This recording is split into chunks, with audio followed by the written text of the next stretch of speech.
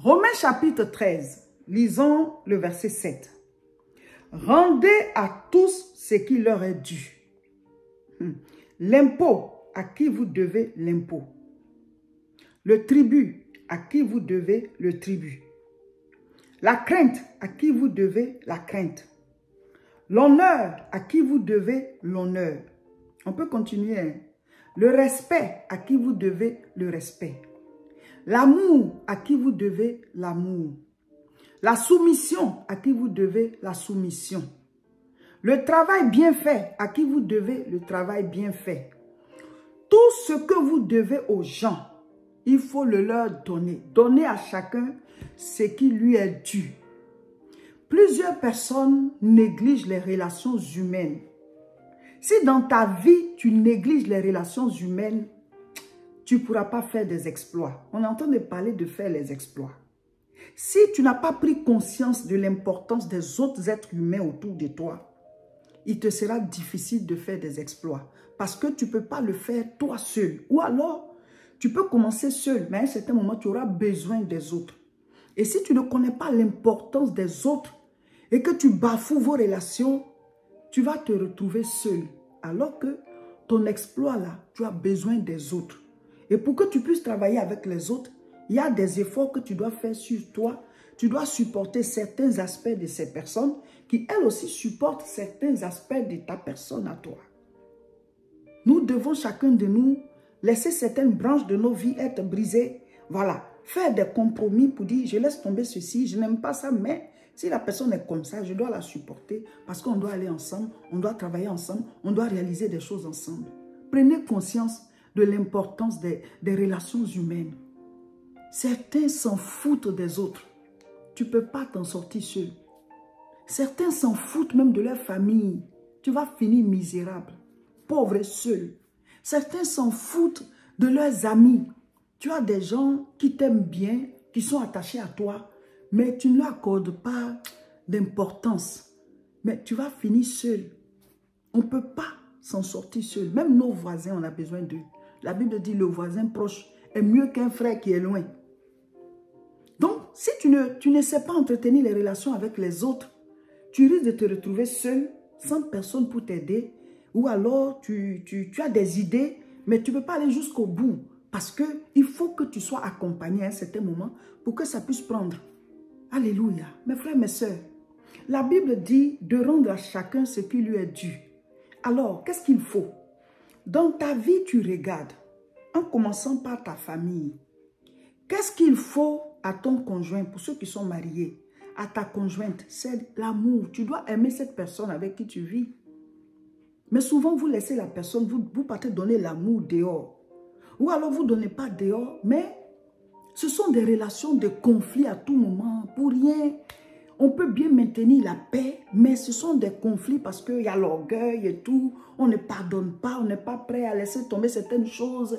Ou alors, pour peu de choses, voilà, on est énervé et tout.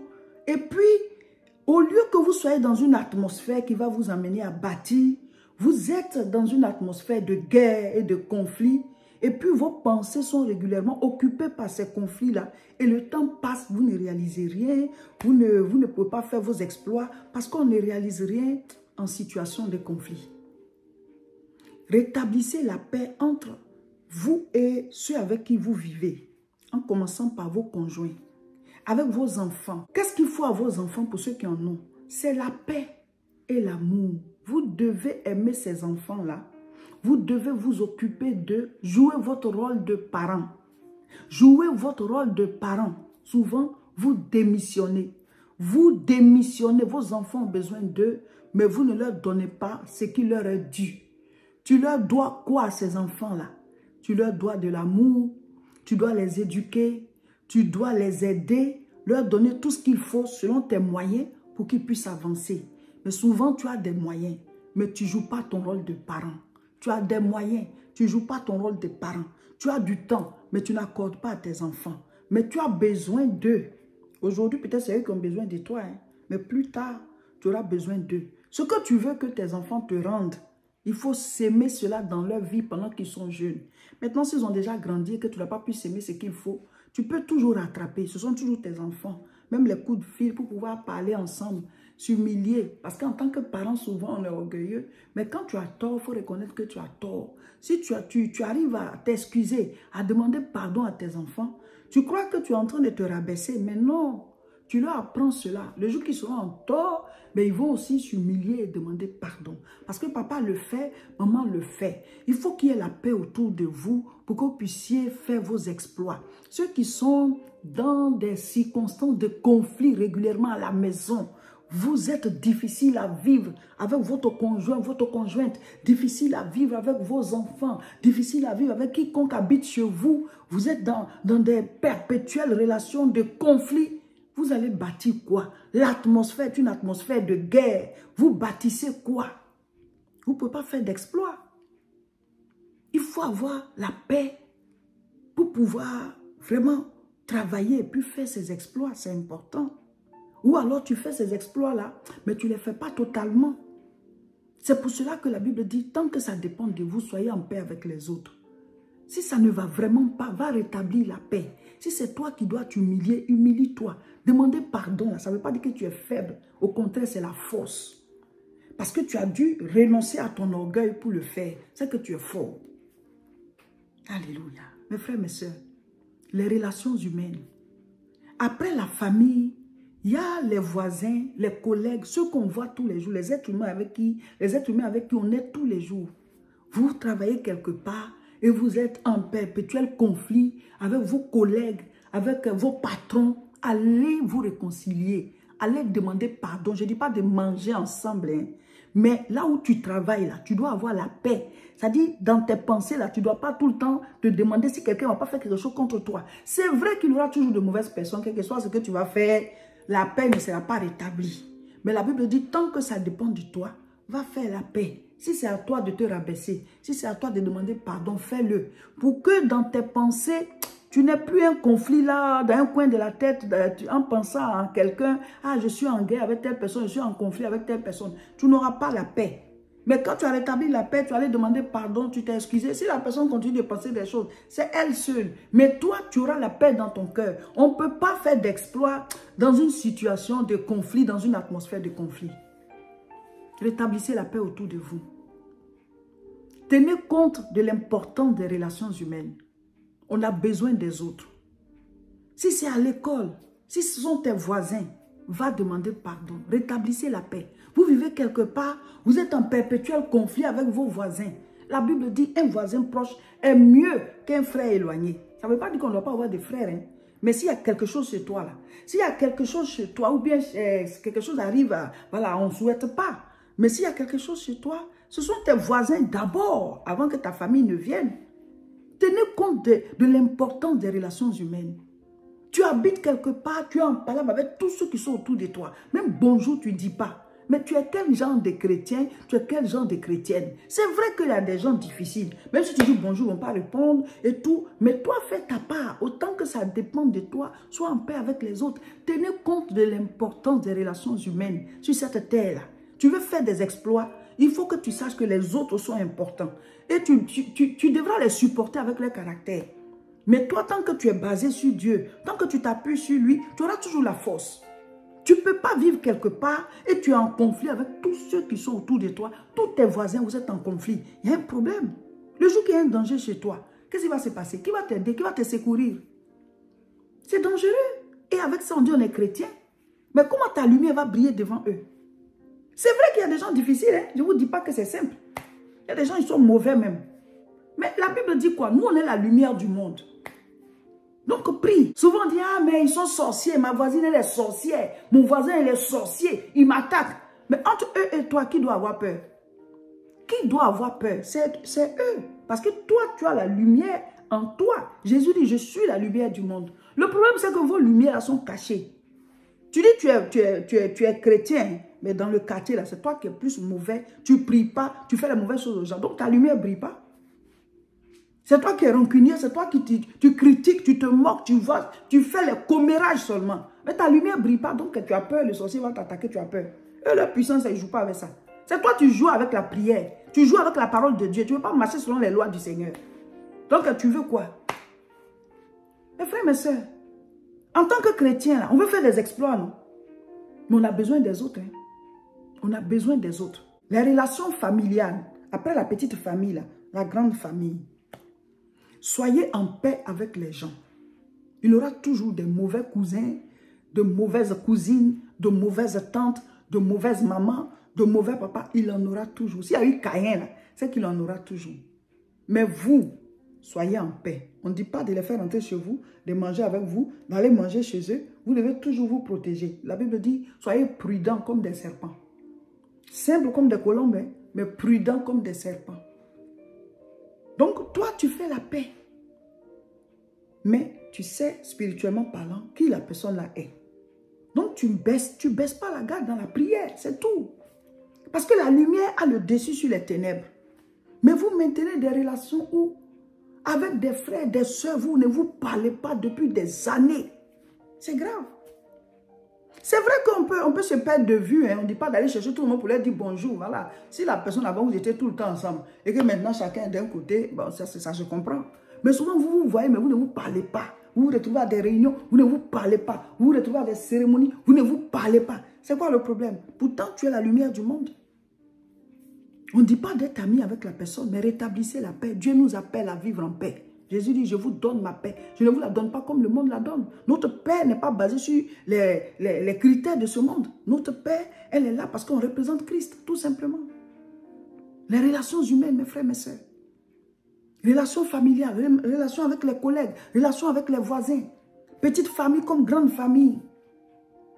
Maintenant, il y a des gens dans nos vies qui sont comme des portes. Je vais lire. Jean 10, verset 9. Je suis la porte. Si quelqu'un entre par moi, il sera sauvé. Il y a des personnes qui sont comme des portes pour toi. Jésus dit, je suis la porte. Si quelqu'un passe par moi, il sera sauvé. Tout ce que le Seigneur dit là, c'est la vérité. De la même manière, il y a des personnes qui sont des portes pour toi. Et si tu passes par cette personne qui est la porte, il y a des choses que tu trouves. Jésus dit, je suis la porte. Si quelqu'un passe par moi, il sera sauvé. De la même manière, il y a des êtres humains qui sont comme des portes pour toi. Quand tu passes par cet être humain, tu trouves des choses, tu rentres en possession de certaines choses. Ce sont des gens qu'il ne faut pas décevoir. Ce sont des gens qu'il ne faut pas trahir. Ce sont des gens de qui il ne faut pas s'éloigner. Ce sont des gens à qui il faut toujours se soumettre. Pourquoi? Parce que cette personne est ta porte. Les personnes portent. Cette personne est ta porte. Souvent, ça peut être ton mentor dans ton domaine. Tu sais que par cette personne, tu as toujours accès à quelque chose. Par cette personne même, peut-être qu'elle ne t'a pas encore aidé, mais par elle, tu peux avoir accès à telle chose. Ce n'est pas celle-là que tu vas décevoir, ce n'est pas celle-là que tu vas trahir, ce n'est pas cette personne-là que, en général, même ne trahir personne. Mais surtout, tu dois faire attention à ce mentor-là. Vous avez trahi comme ça des gens qui vous ont déjà aidé une fois. Peut-être que cette personne était la porte pour toi. Et tu as trahi cette personne. Ou alors, dès qu'on t'a aidé, tu as sorti un mauvais comportement. Et cette porte s'est fermée. Il y a des personnes portes. Il y a des personnes portes. De la manière dont Jésus dit, je suis la porte. Si tu passes par moi, tu seras sauvé. Il y a des personnes qui sont des portes. Alors, la relation entre nous et les personnes portes, ce ne sont pas des relations d'égal à égal. C'est-à-dire, par exemple, quelqu'un t'a aidé à avoir du travail. Cette personne est une personne porte pour toi. Donc, de temps en temps, toi, tu appelles la personne, tu lui dis bonjour et tout. Quand tu la vois, voilà, tu la respectes. On ne te dit pas d'être lèche-botte, hein, mais tu ne peux pas trahir cette personne, tu ne peux pas lui faire du mal parce que cette personne a été une porte pour toi. Et puis, depuis un certain moment, voilà, vous ne vous voyez plus. Et puis toi, tu dis, bon, celui-là, quand il ne me voit pas, il ne peut même pas m'appeler. Il ne cherche même pas à aller chez moi. La dernière fois, il y avait l'anniversaire de son enfant. Je suis partie autour de mon enfant. Il y avait l'anniversaire de mon enfant. Il n'est pas venu.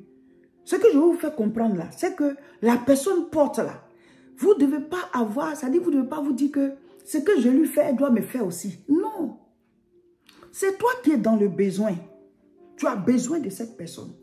Vous n'êtes pas au même niveau. Toi, tu dois te soumettre. toi, tu dois respecter cette personne. Toi, tu dois te rabaisser. Parce que la personne, elle t'apporte vers un niveau. La personne, elle t'apporte vers des dimensions. La personne, elle t'apporte, elle peut t'aider à atteindre des niveaux. Ah, parce qu'il ne me salue plus, moi, je ne le salue plus. Toi, tu n'as pas compris qui la personne est pour toi.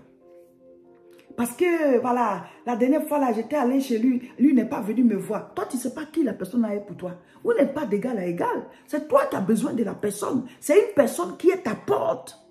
Vous avez gâté comme ça des relations. Vous avez perdu des mentors. Vous avez perdu des personnes qui pouvaient vous emmener à des niveaux élevés. Parce que pour vous, vous croyez que vous êtes pareil. C'est à toi de te rabaisser. Tu as besoin de la personne. Et même quand tu n'auras plus besoin de la personne porte. Quand après tu l'as trahi, même si ce n'est pas elle, mais ça va te revenir quelque part parce que tu as sémé la trahison. Donc les autres portes ne vont pas s'ouvrir. Tout ce que Dieu veut vous donner, il passera toujours par des êtres humains. Il y a des lois, ne badinez pas avec. Ça crée des cycles. Ce qu'un homme aura sémé, il le moissonnera. La Bible dit, ne vous y trompez pas. Ne vous y trompez pas. Donc, dans la vie, là, il faut identifier chaque personne. Celui-là, je lui dois quoi? Celle-là, je lui dois quoi? Celui-ci, je lui dois quoi? Et rendez à chacun ce que vous lui devez. Respecte ce que tu dois respecter. Honore ce que tu dois honorer. Donne l'amour à ceux à qui tu dois donner l'amour. Donne en tout cas, identifie ce que tu dois donner à chaque personne et donne-lui. Ne négligez pas les relations humaines dans vos exploits. Vous avez besoin des autres. On peut avancer au début, on peut aller seul, hein, mais devant, on a besoin des autres. Les membres de nos familles, nous devons maintenir une bonne atmosphère familiale parce qu'on ne bâtit rien dans les conflits. Mettez la paix chez vous. Vous qui trahissez vos conjoints, vos conjointes, vous qui ramenez les problèmes à la maison, le mal-être à la maison, vous qui ramenez la douleur, la souffrance dans les cœurs de ceux avec qui vous vivez. La Bible dit, si deux s'accordent et demandent quelque chose, Dieu donne. Quand ton mari, ta femme et monsieur et madame, vous êtes ensemble, et puis il y a un qui trahit l'autre, vous n'êtes plus accordé. Ah, tu vas tromper la personne, et puis vous n'êtes plus accordé. Et puis vous voulez réussir. Vous voulez aller contre les lois de Dieu. La Bible dit si deux s'accordent. Même si apparemment vous causez et tout. Mais spirituellement parlant, vous n'êtes pas accordé. Parce qu'il y a la trahison, il y a la tromperie, il y a l'adultère au milieu. Donc vous n'êtes pas accordé. Donc ça fait que les projets là, ça piétine et tout. Ce sont les lois spirituelles. Tout ce qui est verset biblique, ce sont des lois spirituelles. Il dit, si tu crois en Jésus-Christ, tu es sauvé. Quand on a cru, on est sauvé. C'est spirituellement.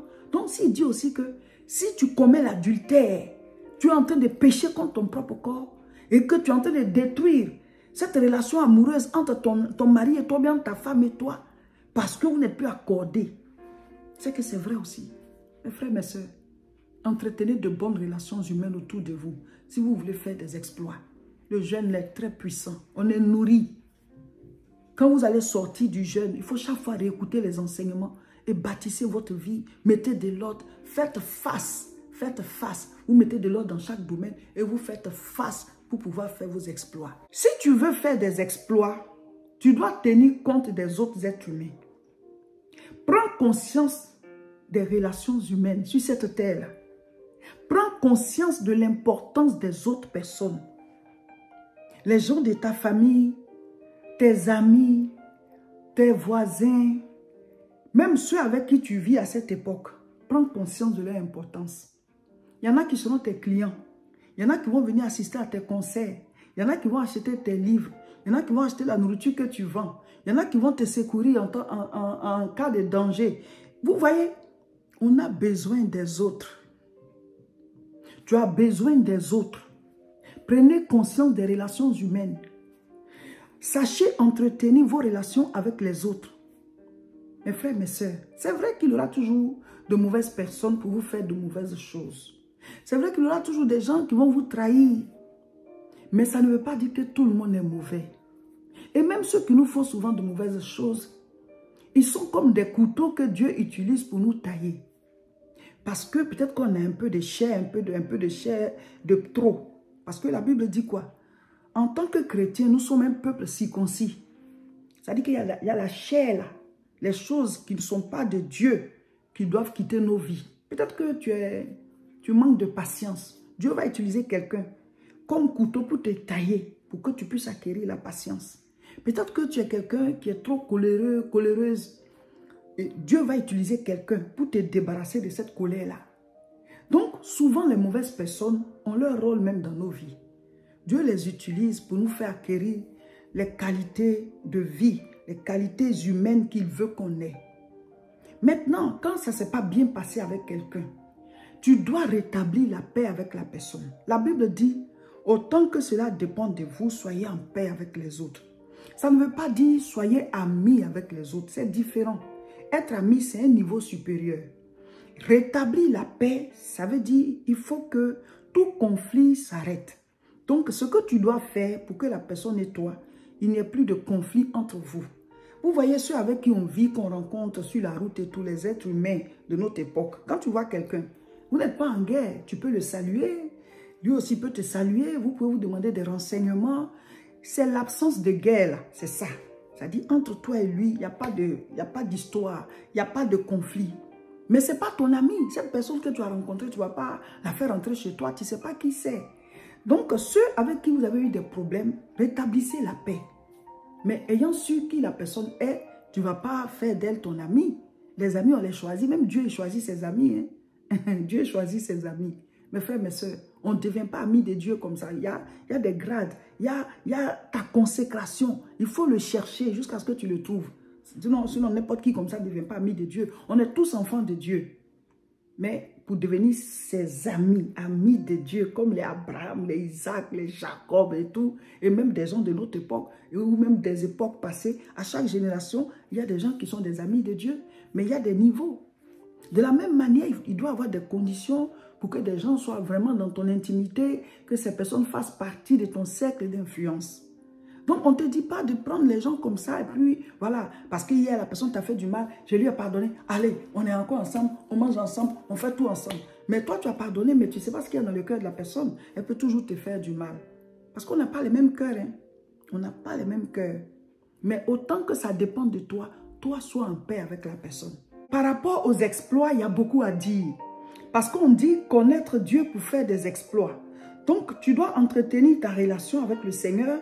Tu dois comprendre les principes du fait d'être avec Dieu, le connaître là. Tu dois maîtriser ces principes-là.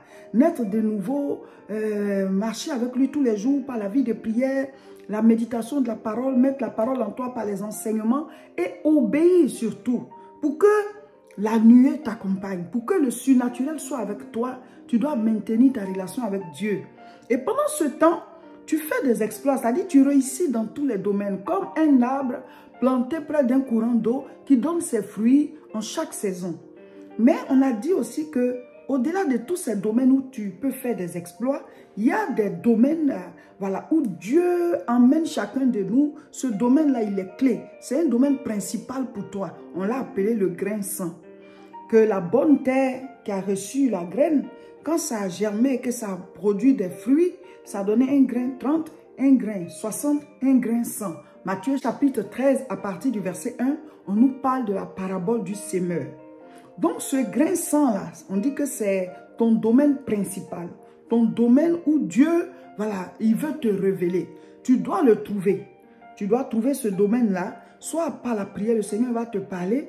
Il ne va pas forcément faire comme le buisson ardent de Moïse, mais il peut se révéler à toi aussi, hein? Soit en songe ou bien te montrer quelque chose et puis paf, tu te rends compte que ah, c'est ça là que je dois faire, voici mon domaine clé. Ça peut être ton métier, ça peut être le talent que tu as, mais quelque chose que Dieu va prendre pour te faire briller afin que d'autres trouvent des solutions à travers toi. Et d'autres aussi vont briller pour que toi tu trouves des solutions à travers eux. Donc, il y a beaucoup à dire sur cet aspect. Donc, tout ce qu'on a dit, chacun de nous doit appliquer.